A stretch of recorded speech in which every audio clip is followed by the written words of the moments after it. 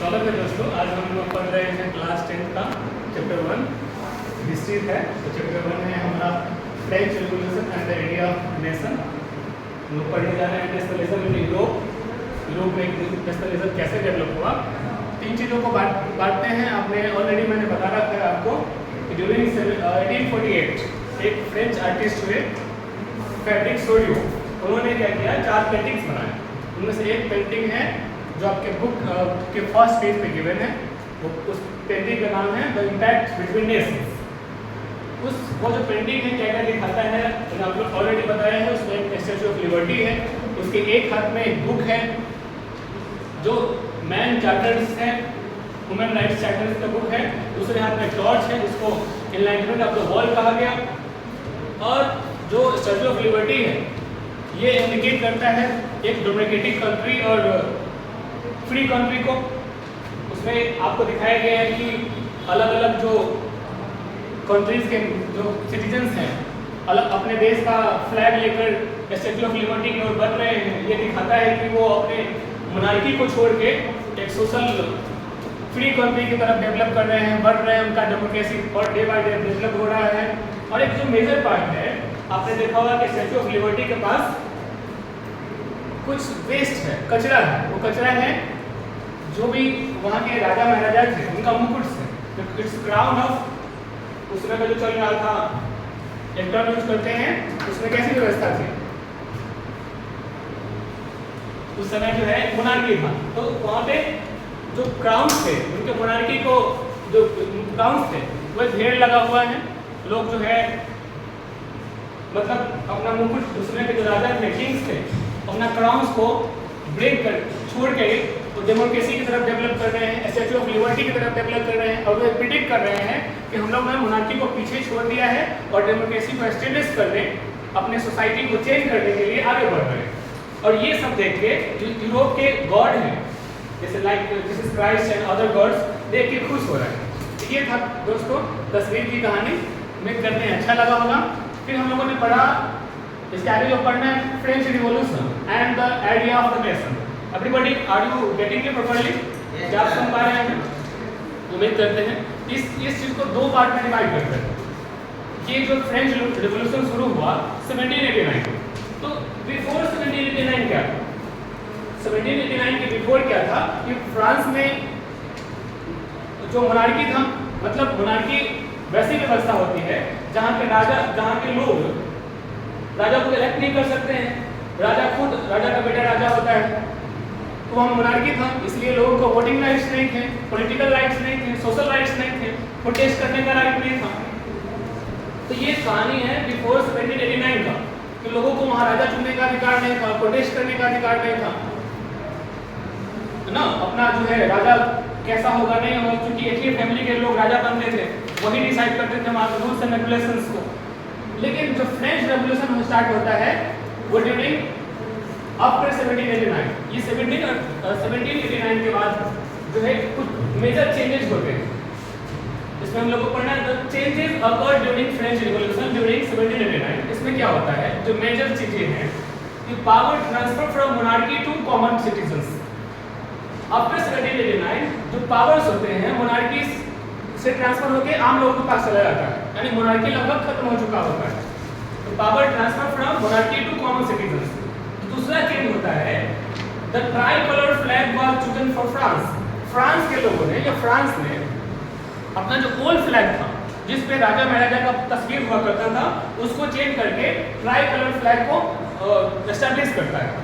This was the second changes during French revolution. The tricolour flag was chosen for France. तीसरा जो changes हुआ, French was declared as national language. तो जो French revolution के दौरान जो French language था उसे नेशनल लैंग्वेज डिक्लेयर किया गया। फिर फ्रांस ने अपना नया नेशनल एंथम बनाया, उस पर ओथ भी लिया। The new national anthem composed on an oath taken. जैसे आपने देखा कि न्यू फ्लैग बनाया गया, ट्राई कलर का बनाया गया था, तो फ्रेंच को वहाँ का ऑफिशियल लैंग्वेज डिक्लेयर किया गया, न्यू नेशनल एंथम बनाया गया और उस पर ओथ लिया गया, शपथ लिया गया। फिर estates general was elected and renamed national assembly. चूंकि मोनार्की खत्म हो चुका इसलिए लोगों को वोटिंग राइट्स मिले, तो वहाँ पे ई स्टेट जनरल इलेक्ट किए गए, उनका नाम दिया गया नेशनल असेंबली। ये एक इंपॉर्टेंट मेजर चेंजेस जो हुआ वहाँ पे, जैसे मोनार्की खत्म हुआ तो लोगों को वोटिंग राइट्स मिले, पॉलिटिकल राइट्स मिले, तो उन्होंने अपना ई स्टेट जनरल चूज किया, उसका नाम रखा नेशनल असेंबली, मतलब पार्लियामेंट की तरह वहाँ होता था। दूसरा सबसे ज्यादा मेजर इंपॉर्टेंट चेंज क्या हुआ, it's a reduce internal custom duties. पहले क्या था, बिफोर 1789 की बात करें तो फ्रांस में बहुत सारे कस्टम ड्यूटी लगते थे। अगर कोई मर्चेंट है उसको ट्रेडिंग करना है तो फ्रांस के लगभग 11 स्टेट से होकर गुजरना पड़ता था, हर एक स्टेट में 5% टैक्सेस देने पड़ते थे। लेकिन ये आफ्टर 1789 क्या किया कि जो उनका इंटरनल ड्यूटी था, इंटरनल कस्टम ड्यूटी था, उनको रिड्यूस कर दिया गया, खत्म कर दिया गया। तो मेजर इन सब चेंजेस होने की वजह से फ्रांस में डेवलपिंग होने लगा, ट्रेडिंग बढ़ने लगा, वहाँ के लोग खुश रहने लगे, है ना, मतलब ग्रोथ करने लगा फ्रांस। यानी कि कह सकते हैं कि फ्रांस ने मोनार्की को खत्म करके डेमोक्रेसी और सोशली फ्री कंट्री को एस्टैब्लिश किया वहाँ के। और दूसरा जो इम्पोर्टेंट था कि ये सब इंसिडेंट होने के बाद जो फ्रेंच आर्मीज थी उन्होंने पूरे वर्ल्ड में इस बात का ढिंढोरा पीटने लगे कि हमने मोनार्की को खत्म कर दिया और डेमोक्रेसी एस्टैब्लिश कर लिया। यानी उनका एजेंडा था, जो फ्रेंच आर्मीज थे उन्होंने कहा कि अगर फ्रांस एक छोटा सा देश होते हुए मोनार्की को खत्म कर सकता है तो बाकी यूरोपियन कंट्री क्यों नहीं खत्म कर सकते। इस बात का ढिंढोरा पीटने लगे। अब बढ़ते आगे की तरफ। उस समय ये सब जब चीजें हो रही थी तो एक आदमी का उदय होता है, एक आदमी जो एंट्री मारता है, उसका नाम था नेपोलियन बोनापार्ट। सब कुछ बेहतर चल रहा था, रिवॉल्यूशंस हुए। इनमें आपने देखा कि कैसे फ्रेंच के लोग को वोटिंग राइट्स मिले, वहाँ स्टेट जनरल उन्होंने इलेक्ट किया, उनका नाम रखा नेशनल असेंबली। और इस बात से जो फ्रेंच आर्मीज थे वो पूरे वर्ल्ड में, पूरे यूरोप में इस बात पर चर्चा करने लगे कि हमने मोनार्की को खत्म किया है तो बाकी यूरोपियन कंट्रीज को भी मोनार्की खत्म करना चाहिए और डेमोक्रेसी एस्टेब्लिश करना चाहिए। इस बीच एक तूफान जैसा आदमी या इस बीच एक इंसान खड़ा होता है, उसका नाम था नेपोलियन बोनापार्ट। नेपोलियन बोनापार्ट आता है, फ्रांस में जो डेमोक्रेसी एस्टेब्लिश किया गया था, जो चेंजेस किए गए थे उसको उखाड़ फेंकता है, और अपना एक कोड लाता है। उसको बोला गया सिविल कोड 1804। ये 1804 में आया था और जो कोड दिया गया था सिविल कोड, इसको बोलते हैं नेपोलियन कोड के नाम से भी जानते हैं। इसने क्या क्या किया, तो इसमें कुछ रूल्स बनाए उन्होंने, उसको हम लोग को याद करना है। एग्जाम पर्सपेक्टिव से बहुत इंपॉर्टेंट है, एग्जाम में आता है, इसलिए इसको समझिए, फिर लिखवा देंगे आपको। नेपोलियन ने आते ही सबसे पहला काम किया, एस्टैब्लिश्ड इक्वलिटी बिफोर लॉ। यानी इसने क्या किया कि लॉ, जो रूल्स एंड रेगुलेशंस हैं, उसके सामने जो भी लोग हैं बोला कि इक्वल रहेंगे, अमीर हो या गरीब हो सब क्या करेंगे, इक्वल रहेंगे। Is it okay? तो he established equality before law. And second जो कोड था वो था secure the right of property. मतलब इस कोड के थ्रू जिनके पास पैसा है वो जमीन ले सकता था। आप पूछेंगे सर ऐसा पहले नहीं था? पहले था, लेकिन जो चर्च लोग थे, जो चर्च था उसका ज्यादा इफेक्ट था, स्पेशल प्रिविलेज मिलता था। जो क्रिश्चियन लोग थे उन्हीं का ज्यादातर जमीन वगैरह था। लेकिन नेपोलियन बोनापार्ट के आने से जो आप अपना प्रॉपर्टी को सिक्योर कर सकते हैं, तो ये सेकेंड कोड था। तीसरा कोड था, इसको इंपॉर्टेंट अच्छे से समझिएगा, एबोलाइज्ड फ्यूडल सिस्टम। फ्यूडल सिस्टम क्या है, इंपॉर्टेंट बात है। Everybody look at the board and mean listen carefully.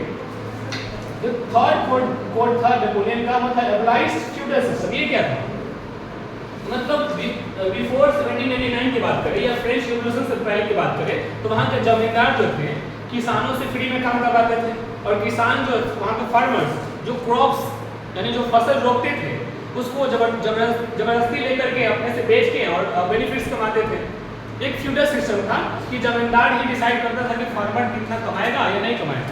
एक तो सबसे मेजर चीज था कि फार्मर से फ्री में काम करवाते थे, और वो जो क्रॉप्स रोपते थे उसको जमींदार हासिल करके खुद से बेच के बेनिफिट्स कमाते थे। इसको फ्यूडल सिस्टम कहा गया। तो नेपोलियन बोनापार्ट आते ही फ्यूडल सिस्टम को रिमूव कर दिया था, खत्म कर दिया था। तो ये इंपॉर्टेंट पार्ट है, इसको याद रखिएगा फ्यूडल सिस्टम क्या होता है। आई बस वन में इज इट क्लियर? फिर आगे बढ़ते हैं। जो थर्ड कोड था, थर्ड कोड के थ्रू नेपोलियन बोनापार्ट ने ट्रांसपोर्ट एंड कम्युनिटी सिस्टम को इंप्रूव किया। जैसे किसी भी कंट्री का अगर डेवलपमेंट चाहते हैं तो वहाँ पे जो ट्रांसपोर्टेशन आसान होना चाहिए, सामान लाने का, ले जाने का, वो सब चीज़ें आसान होना चाहिए, तभी वो कंट्री डेवलप करेगा। तो ही जो उसने क्या कि ट्रांसपोर्ट और कम्युनिकेशन सिस्टम को इम्प्रूव किया। बहुत सारे करेंसीज थे, अलग अलग करेंसी थे, उसको मर्ज करके आसान बनाया ताकि ट्रेडिंग अच्छा हो सके, तो जो फ्रांस ग्रोथ कर सके। तो ये था कि कम्युनिटी और सिस्टम को इम्प्रूव किया। दूसरा था standardise weight and measure and common currency. पहले क्या था फ्रांस में कि बहुत सारे वेट मेजर करने के लिए अलग अलग तरीके थे, मतलब जो वजन करने के लिए, मेजर करने के लिए अलग अलग पैरामीटर्स थे। तो नेपोलियन बोनापार्ट ने अपने कोड के थ्रू वेट को स्टैंडर्डाइज किया कि एक ही वेट पूरे फ्रांस में लागू होगा ताकि जो उनका ट्रेडिंग है, बिजनेस है, आसानी हो सके। दूसरा कि जो कॉमन करेंसी को इम्प्रूव किया कि ज़्यादा करेंसी होने से भी उतना बढ़िया से ट्रेडिंग नहीं हो पाएगा, उतना बढ़िया से बिजनेस नहीं हो पाएगा। This is the reason. And the most important, guild restrictions were removed. ये क्या होता है? गिल्ड रिस्ट्रिक्शंस क्या होते हैं? जैसे पहले फ्रांस में क्या था कि मार्चेंट जो है फिक्स करके रखे थे कि आप हमसे बिजनेस कीजिएगा, हम आपसे बिजनेस करेंगे, मतलब जो ट्रेडिंग था वो फिक्स था। लेकिन नेपोलियन बोनापार्ट ने अपने कोड के थ्रू गिल्ड रिस्ट्रिक्शंस कर दिया, यानी कि आप मार्जिन करने के लिए, ट्रेडिंग करने के लिए फ्री है, जिससे मन उसे कर सकते हैं। ये कोई फिक्स पैरामीटर नहीं था उस समय। कि पहले क्या था कि पहले वहाँ के फार्मर्स थे, जो मार्चेंट थे, वो डिसाइड कर चुके थे कि आप हमसे बिजनेस कीजिए, हम आपसे बिजनेस करें। मतलब एक जो ट्रेडिंग था वो फिक्स था, लेकिन उसको बोलते हैं गिल्ड रिस्ट्रिक्शंस। ये हटा देने के बाद वहाँ ट्रेडिंग जो है ओपन हो गया।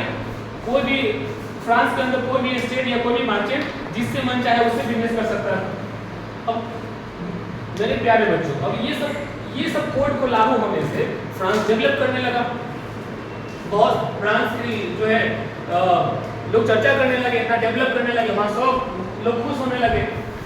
ये नेपोलियन के इस कोड से पूरा यूरोपियन कंट्री जो है एक मैसेज जाने लगा कि नेपोलियन बोनापार्ट ने बहुत अच्छा काम किया। लोग जो है उनको अपना फैन बना दिया, लोगों ने उनका जो है फैन मानने, अपना हीरो मानने लगा नेपोलियन बोनापार्ट।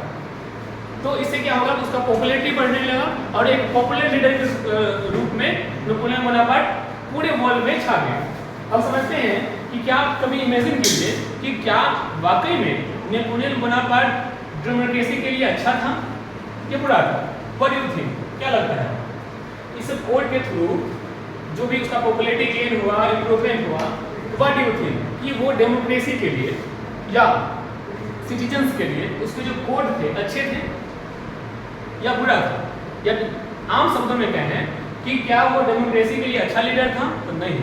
आपने गौर किया कि जैसे फ्रांस से पहले डेमोक्रेसी एस्टेब्लिश था, उसने आते ही पहले क्या किया? डेमोक्रेसी को उखाड़ फेंका। अपना कोड तो लाया, लेकिन उसने कुछ रिस्ट्रिक्शंस लगा रखे थे। उसने उसमें रिस्ट्रिक्शंस लगा सके थे कि नहीं, कुछ पर्टिकुलर राइट्स ही दिए थे सिटीजन्स। तो वो जो है जब नेपोलियन बोनापार्ट वो डेमोक्रेसी के लिए अच्छा नहीं था, क्योंकि आते ही जो फ्रांस में डेमोक्रेसी एस्टेब्लिश किया गया था वो क्या किया? उसको उखाड़ दिया। इसीलिए डेमोक्रेसी के लिए अच्छा नेता नहीं था। उसकी कुछ ड्रॉबैक्स भी हैं, उसकी कमियां हैं, उस कमियां को पढ़ते हैं। Now we are going to study drawbacks of Napoleon code. जो नेपोलियन ने जो कोड लागू किए थे उसके क्या क्या ड्रॉबैक रहे, क्या क्या कमियां रही, इन चीजों को पढ़ते हैं। सबसे जो मेजर जो ड्रॉबैक था, उसने अपने सिटीजन्स को या फ्रांस के लोगों को पॉलिटिकल राइट्स और सोशल राइट्स में उतना ज़्यादा छूट नहीं दिया।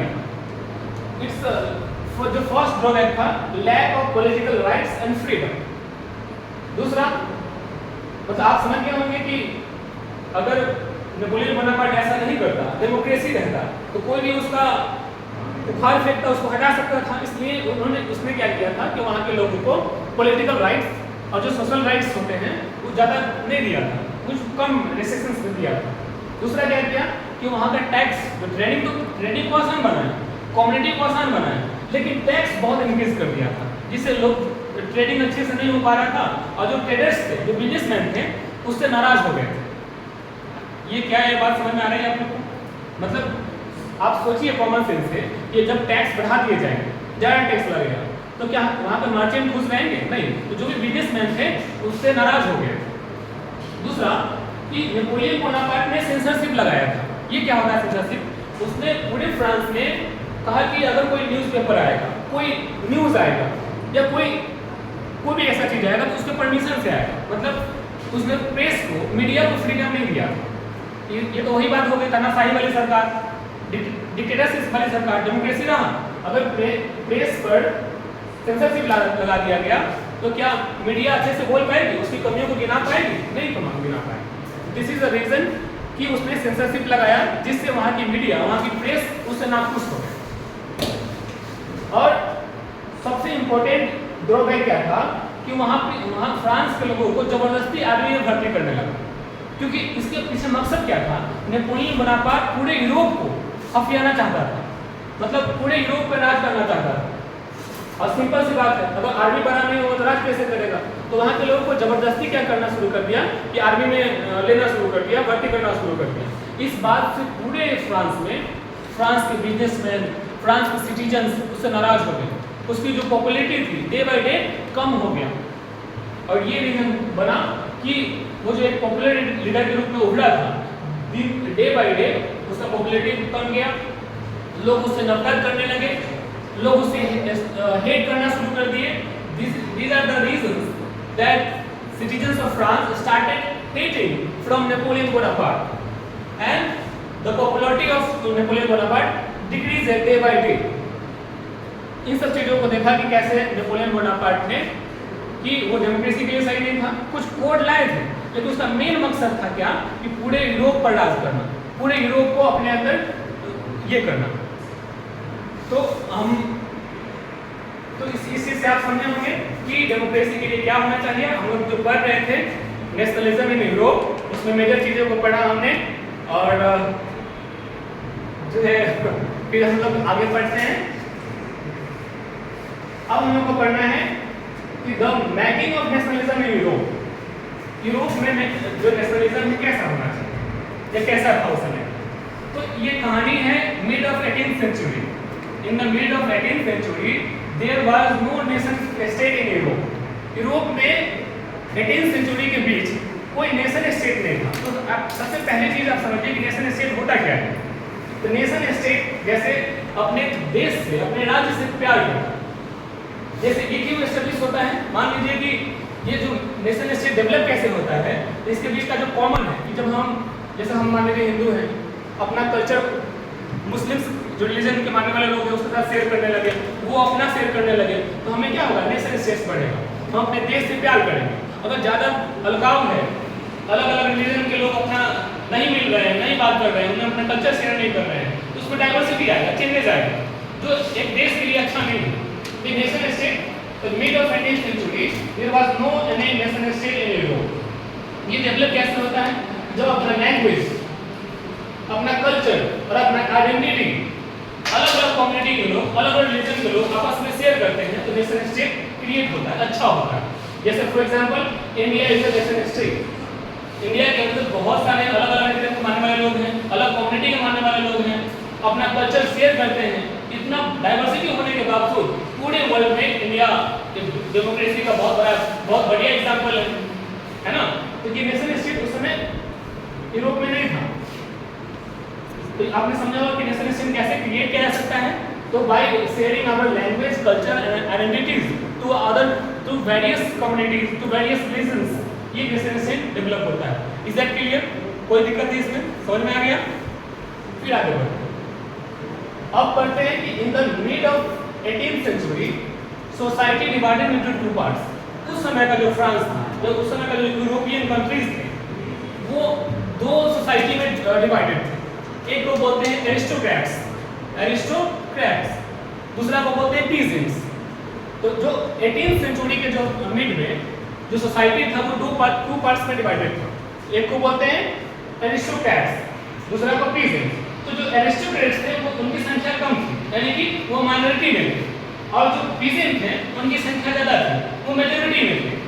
अब पहले एरिस्टोक्रेट्स को पढ़ते हैं। दे वर इन माइनॉरिटी, और जो एरिस्टोक्रेट्स सोसाइटी के लोग थे वो ज़्यादा रिच थे, ज़्यादा अमीर थे, और उनका they have own E state town house in country side.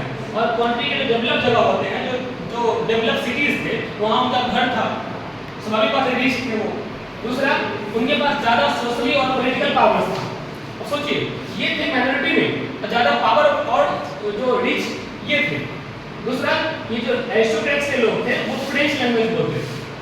ठीक है, अब पढ़ते हैं पीजेंट के बारे में। पीजेंट जो संख्या में ज्यादा थे, इसलिए दे वे इन मेजॉरिटी, और ये लेकिन ये गरीब थे। ये जो गरीब लोग थे, they did not have much lands and currency, उनके पास ज्यादा पैसा नहीं था, ज्यादा जमीन नहीं था और बहुत ज्यादा पावरफुल नहीं थे। तो इन सब बीच के बीच एक होता है इंडस्ट्रियल रिवॉल्यूशन। क्या होता है? Industrial revolution. इस बीच तीसरा सोसाइटी बनता है, उसको बोलते हैं मिडिल क्लास। क्या बोलते हैं? Middle class.